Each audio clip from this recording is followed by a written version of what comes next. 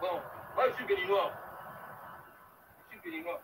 Avec la connaissance que vous avez là, que pouvez-vous faire pour que l'Afrique. Parce que moi je pense que les lives que nous faisons, que vous faisiez, j'ai fait le live de ma vie, que vous faisiez, ça tient à quelque chose. Mais ça ne peut pas changer totalement toute la mentalité que les Africains. Pour que nous puissions se développer, apportez-nous quelque chose de plus. Bah, mon frère, si t'es pas satisfait, il faut arrêter de suivre les lives. Hein.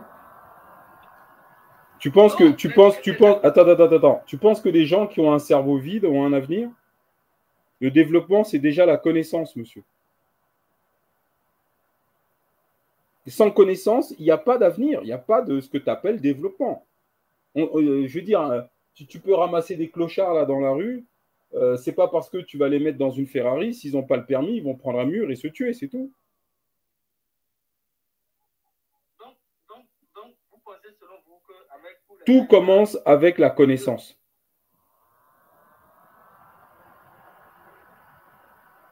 C'est tout.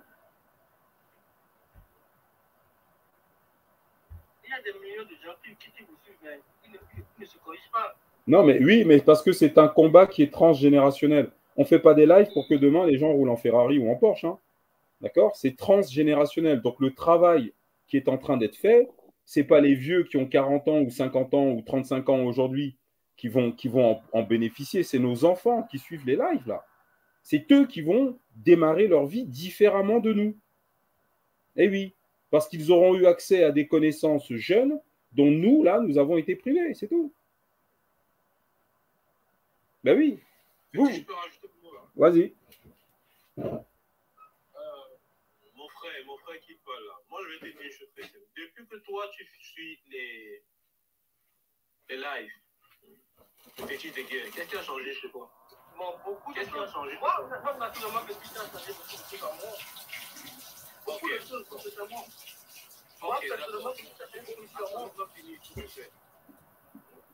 Suppose maintenant que les 100 jeunes que tu connais directement suivent aussi les mêmes lives. Tu penses qu'ils auront un changement chez eux? Beaucoup sont des ados moutons, majeure partie. Non, écoute ce que je dis. Je dis que suppose que tu arrives à ramener 100 jeunes comme toi, les renvoyer vers la chaîne Fétiche de guerre. Parce que moi, je dis, c'est vrai, c'est que je fais chaque jour. Et que 100 arrivent à suivre. Est-ce que tu penses que quelque chose va changer dans leur vie? Je pense bien. D'accord. Bon, supposons maintenant que ces 100-là, ils font la même chose avec 100. Je te rends compte, à cause de toi, il y a peut-être 100 000 personnes que leur vie va changer aujourd'hui. Et le futur de leurs enfants va être complètement changé. Donc ça veut dire que l'Afrique va complètement changer. Parce que les Africains sont revenus à la source et ils sont moins cons. Ils comprennent le monde, ils comprennent la géopolitique, ils comprennent la science, ils comprennent l'héritage des anciens, ils comprennent la spiritualité et tout. Ils deviennent souverains dans leur tête. Ça. Tant qu'on n'est pas souverain dans nos têtes, on sera des esclaves dans la réalité. Alors, je vais poser une question qui va nous permettre à tous de nous mettre d'accord. D'après vous, est-ce qu'il faudrait apporter de la connaissance au peuple noir aujourd'hui afin qu'il améliore son avenir, ou est-ce que nous devrions offrir à chaque noir en Afrique une Ferrari? Qu'est-ce qui est le mieux?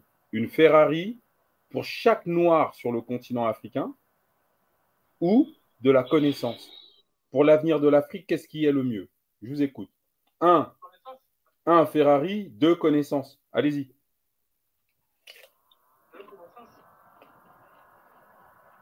Non, moi, je dirais connaissance sans aucun doute.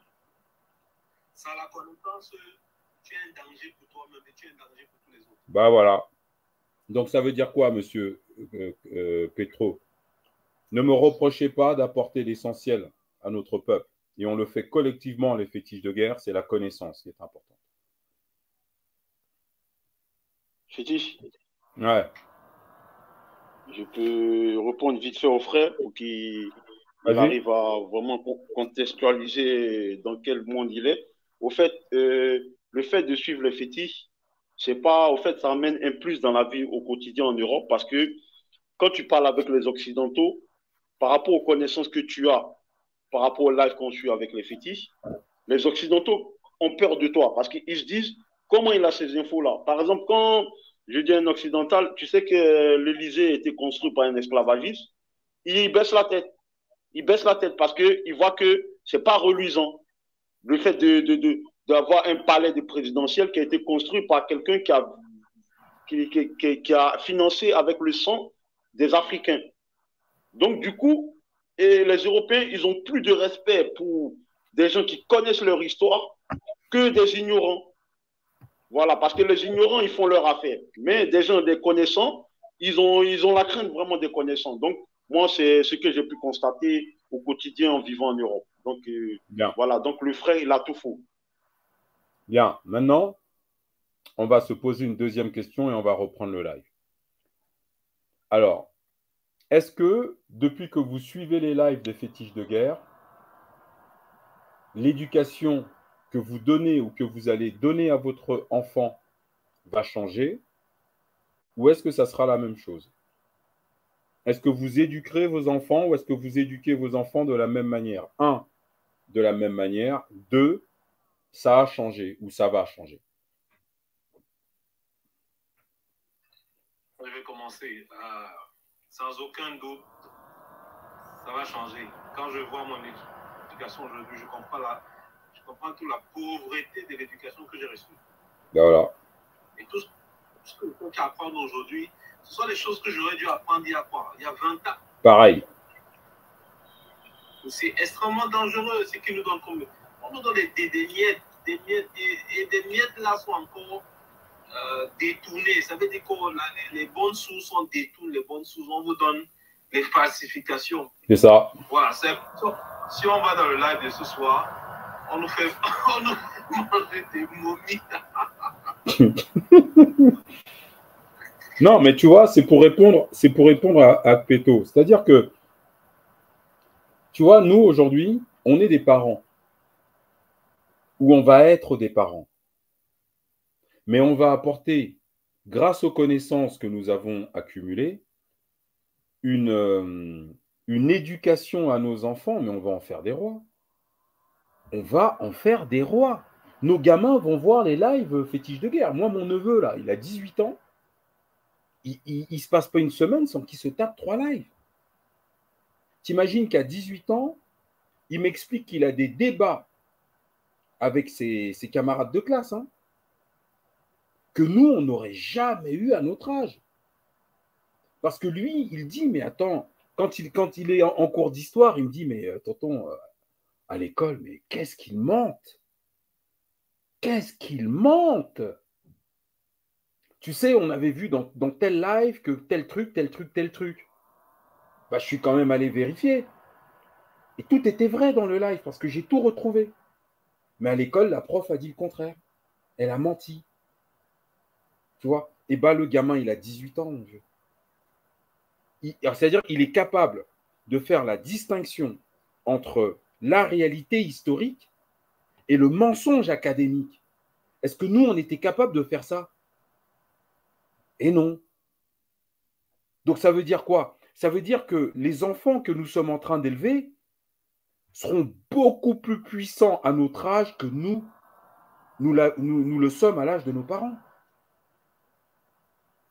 Alors, et tu dis, mais qu'est-ce qu'on fait pour l'Afrique? Mais c'est énorme ce qu'on fait. On apporte l'essentiel, c'est la connaissance. Bien, on continue. On va voir un petit jingle pour remettre les idées en place, là. En plus, on te remercie d'avoir lancé ce sujet-là, Péto, parce que ça nous a sorti du cannibalisme là pendant 5 minutes. Ça fait du bien aussi, il ne faut pas se mentir.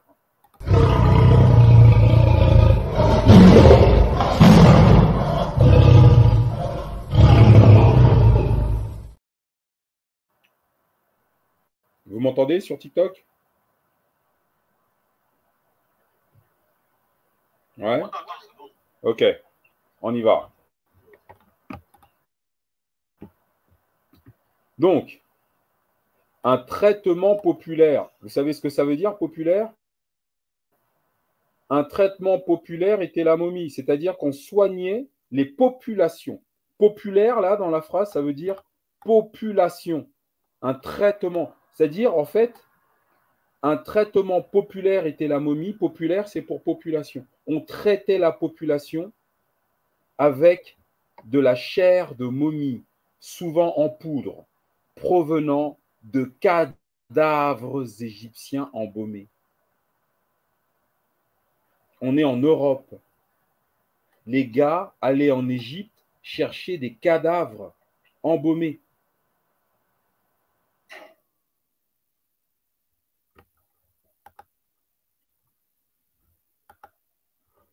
Des mecs allaient en Égypte. Alors, qui était installé en Égypte à cette époque-là?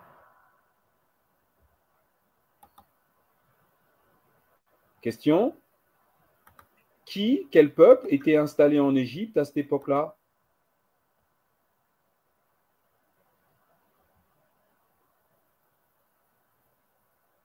Hein? On est au 15e siècle. Quel peuple était installé en Égypte à cette époque-là? Les Arabes. C'est l'islam qui était en Égypte.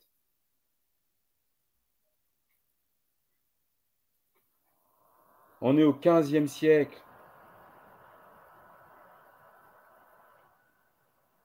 C'est le Dieu d'Allah. C'est Allah qui était en Égypte.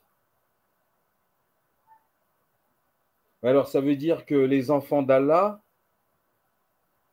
faisaient du trafic de cadavres. Hein?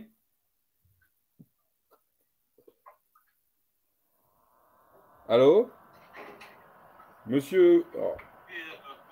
Oui, oui, ton micro quand tu n'as pas la parole. Hein. Okay. Donc, les enfants d'Allah en Égypte faisaient du trafic de cadavres. Hein? Attendez, sincèrement, vous vous imaginez génocider une population et vendre et éventrer des cimetières pour vendre des cadavres? C'est-à-dire qu'ils tuent les vivants, mais ensuite ils profanent les morts.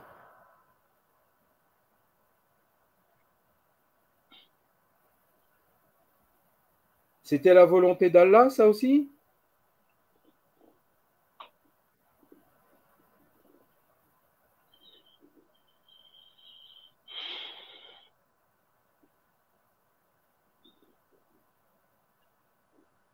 Et bon, moi, je sais pas. Hein. Moi, en fait, je sais pas. Moi, vous voyez comment l'ignorance, vous imaginez qu'il y a des Noirs qui sont fiers d'être musulmans aujourd'hui.